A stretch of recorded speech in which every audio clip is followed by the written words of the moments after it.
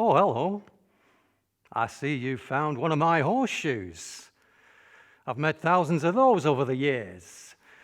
Jonty Wilson, Smith and Farrier. I hadn't a mind for smithing when I were a lad, but happen I was the eldest of 10 and mother and father needed the money. A smith can work rain or shine, father said. So I was apprenticed to the smithy at Lord and Lady Bentinck's estate, Underley. My, that was the grandest estate. Half of Kirkby worked for them. 12 smiths they had there, and no end of work, from crack of dawn every day, except Sunday. Shoeing, making tools, ploughs, railings. There were skilled men there. I learnt a fine trade, and away with horses. Aye, horses were everywhere back then. From shires and Clydesdales working on farms to Lord and Ladies thoroughbred hunters. Mr. Wilman at Royal Hotel, just over there, he ran coaches to Kendal, Morecambe and the like, with stabling for 62 horses at the back. All needed regular shoeing. Now, being a farrier meant I could enlist with the territorials. Westmoreland and Cumberland Yeomanry, that's local cavalry. Oh, I was so proud of that uniform in scarlet with its fine braiding.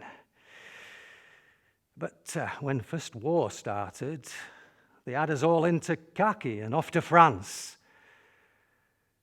Hundreds of Kirkby lads went out there, and you'll see 41 on the memorial.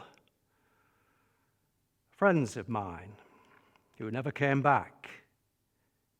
One of them was Wilfred Jackson. I'd worked for his father before the war at Fairbank Smithy, Mr. Jackson. He was broken-hearted from the loss of his son, and I think he was pleased to have me come back and work for him again. He said, "I'll not have anyone who drinks at Mrs. Church."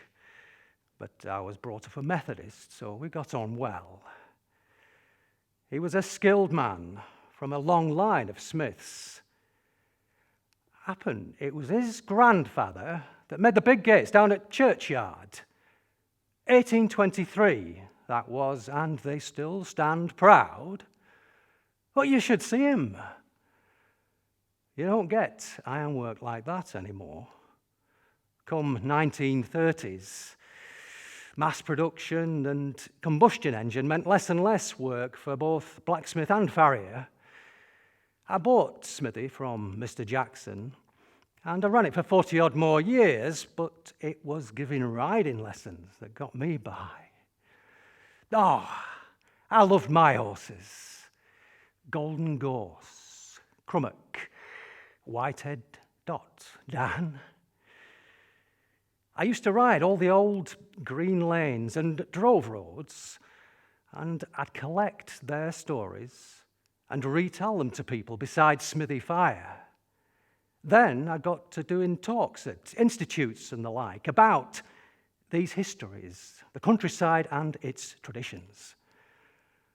Before I knew it, BBC were asking if I could do some wireless programs, outdoor broadcasts about the rivers of the north and riding down the Fossway. It amuses me.